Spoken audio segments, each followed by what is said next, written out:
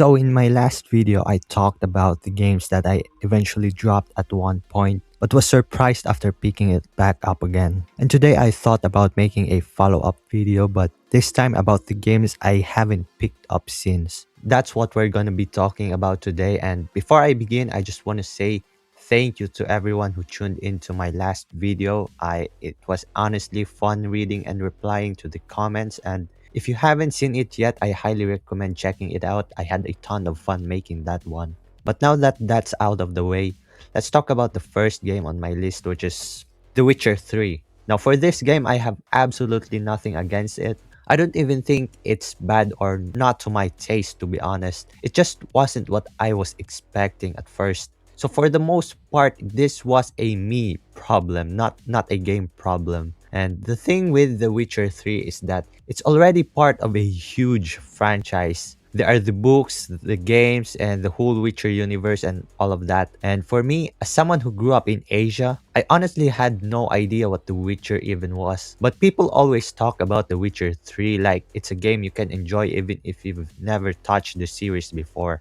And because of that, I went in expecting the combat to feel more like a Norse God of War type of game because of the type of videos I see in the internet with the gameplay of The Witcher 3. But turns out it's not like that at all. The combat is more of a mix between action and strategy, and you've got different spells, signs, potions, and you actually have to use them properly instead of just spamming everything whatever you want. So yeah, it just wasn't what I was expecting at the time, and that's completely my fault, to be honest. And that said, I'm still thinking about playing through it again, not gonna lie. I'm kind of burnt out on traditional action games right now, and I'm looking for something different. So maybe The Witcher 3 could be the game for me, to be honest. Speaking of Western RPGs, the next Fallout 4.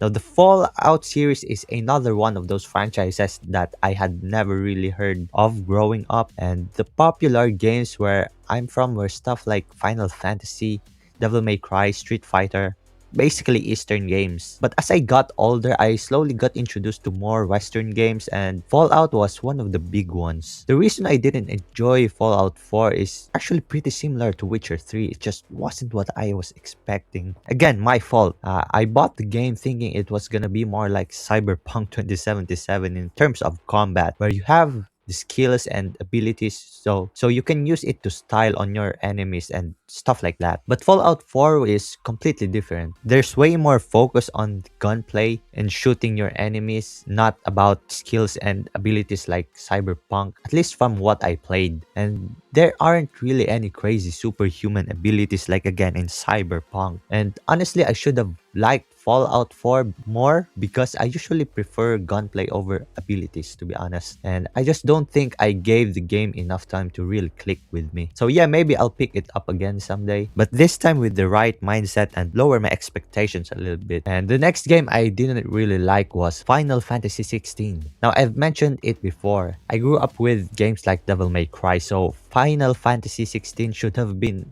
a guaranteed win for me. I mean, it's basically a Devil May Cry style game with RPG elements. But yeah, it ended up disappointing me. And I know I'm probably gonna get some heat for this because FF16 has some kind of cult-like following. But it is what it is. It's YouTube anyways. But before I talk about the negatives, I wanna talk about what I like, which is the combat. Combat in this game is honestly really good, almost perfect. And the person who designed the combat is the same person who worked on DMC5, so that explains a lot. Even after I dropped the game, I was still messing around and making basic combos, really. I really wanted to finish the game just to see the full potential of the combat system. And yeah, that's what I love about this game. And now for the negatives, I'll start with the list of my problems, which is the story. Now, the story isn't bad at all. It's actually pretty good. The opening grabbed my attention instantly, the cutscenes looks amazing, and the characters are interesting. Now, my main issue is how slow and stretched out everything feels, especially at the beginning. It feels like for every 3 minutes of gameplay, there's another 3 minutes of cutscenes interrupting you. But I get it at the start because they're setting things up, but it just keeps going and going. It just doesn't end. And you can literally search FF16 cutscenes on YouTube and you'll find a video that's like 20 hours long and 20 hours of cutscenes and dialogues. I mean, yeah, there's a skip button, but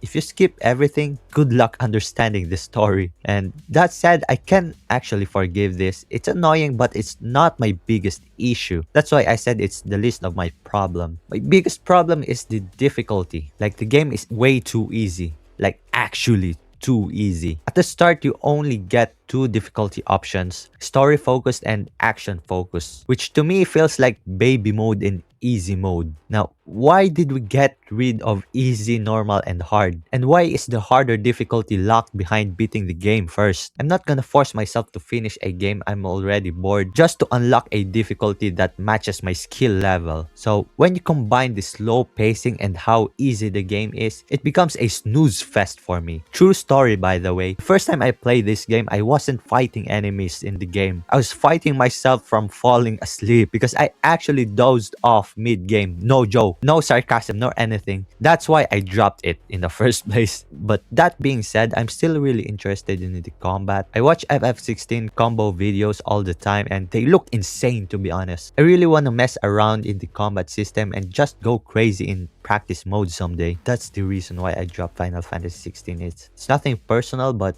it's just what it is. What it is. Next up is kind of unfortunate one. No Man's Sky. I picked this up recently because a lot of people are praising it, and as someone who's interested in space and all that stuff, it sounded like my kind of game, and honestly, it is fun. I actually really liked it, and it is kind of game made for me, to be honest. So why is it on this list? Because the game feels a little lonely to me. Exploring this huge universe by myself just made me feel kinda sad, not gonna lie. It feels like a game that's meant to be played with friends, at least for me. So I dropped it for now. I'm trying to convince my cousin to buy it so we can play together because my friends are kind of a Valorant addict and would rather spend money on skins, which I still don't understand, by the way. It's basically a goofy CS clone. But yeah, I'm still gonna play No Man's Sky eventually, even if I have to play it alone. I'm not gonna crash out about it on YouTube or anything. But that's it. It's an unfortunate one because I really like the game. But the last game I want to talk about is a Souls-like, at least from what I know, which is Blasphemous. I really like the aesthetic of this game, and as someone who grew up playing 2D side-scrolling Java games like Devil May Cry Java and Assassin's Creed Java, I thought this game would be an easy game for me to enjoy. Well, turns out I was wrong. All of my 3D gaming skills did not translate well with 2D platforming. I'm actually just terrible at platforming games overall. I do okay when it comes to boss fights in Blasphemous, but the platforming absolutely destroys me. I mean, oh my god. I've always been bad at 2D platformers, and I played a lot of Metal Slug as a kid with my cousins, and I was completely trash at platforming even back then. I even played Geometry Dash, and I've beaten over 60 demons, but when the platformer mode came out, I was exposed by how completely garbage I am in 2D platformers. So that's probably just my biggest weakness as a gamer, but I'm gonna try to improve, and I'm thinking about playing Celeste to work on my platforming skills, if you know that game, because I refuse to go out like this. Some of the oldest and most iconic games ever are 2D platformers. So yeah, I gotta get better. I gotta get good. So yeah, those are the games that I thought I would like but ended up not liking it that much. Thank you guys for watching again. I had a ton of fun making this video. So if you enjoyed it, consider liking and subscribing. Maybe leave a comment too. Feel free to just suggest video ideas for future videos. And I'll see you guys next time.